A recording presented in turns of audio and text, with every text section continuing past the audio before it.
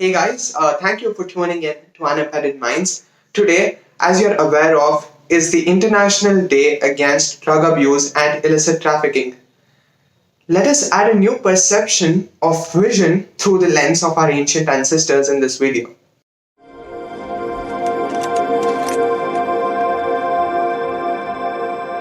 The issue of drug abuse has become a worldwide problem these days. It's breaking thousands of families, taking millions of lives, and putting people down in front of their own eyes. But you will be very astonished to hear the fact that our ancient ancestors had a very different perception towards these drugs or these narcotics, which we call today.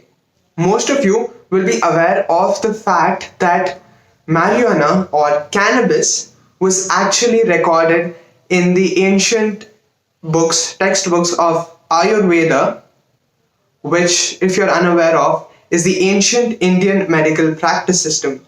And in those texts, drugs on the whole was not considered to be the villains of the society. Rather, marijuana, which was also called as bhanga or vijaya in Sanskrit, was a mystical plant which had a wide array of medical benefits and which could be taken in different forms as an intake which would help the human body in many different ways.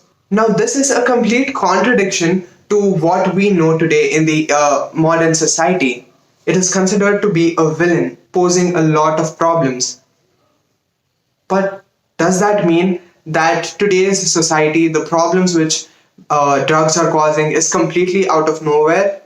That is not the case. And the beauty of Ayurveda is that it has also mentioned the negative effects when it is taken in an excessive form or when it is abused.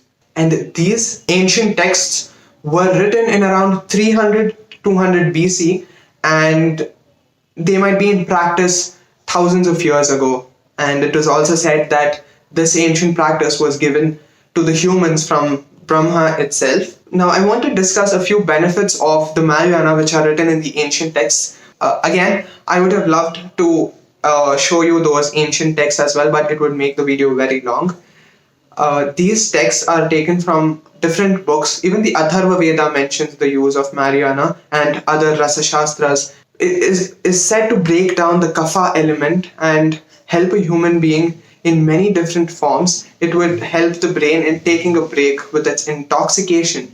Now, you might as well consider this relationship with Lord Shiva. Bhanga is said to be very close to Lord Shiva, and Lord Shiva, as we know, is Trilokanatha, which means the person who takes care of three worlds, and that person would probably have undergone a lot of pressure, and for him taking a break with this intoxication would become a necessity somewhere.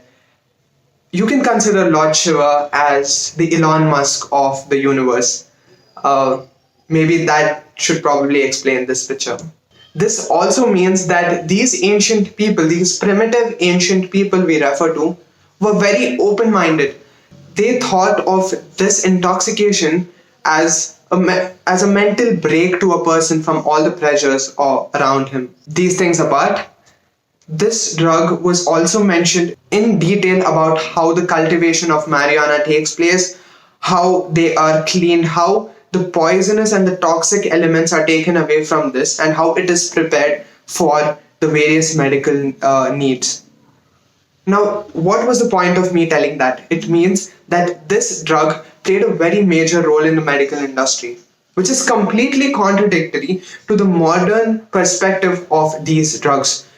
Here, they were helping lives, here they are taking lives. Not only the actual benefits or these methods were explained in the ancient texts, they have also mentioned the ill effects that can be caused when this drug is taken in an excessive manner. And not only that, but they have also mentioned the antidote to this addiction. You can see how elaborate these things were anciently. They knew what the medical benefits were. They knew how to cultivate it. They knew how to remove the poisonous elements. They knew that people could get addicted from it with excessive use. And they knew the antidote to that excessive use. Now, that detail is the key to these ancient texts and how beautiful they are.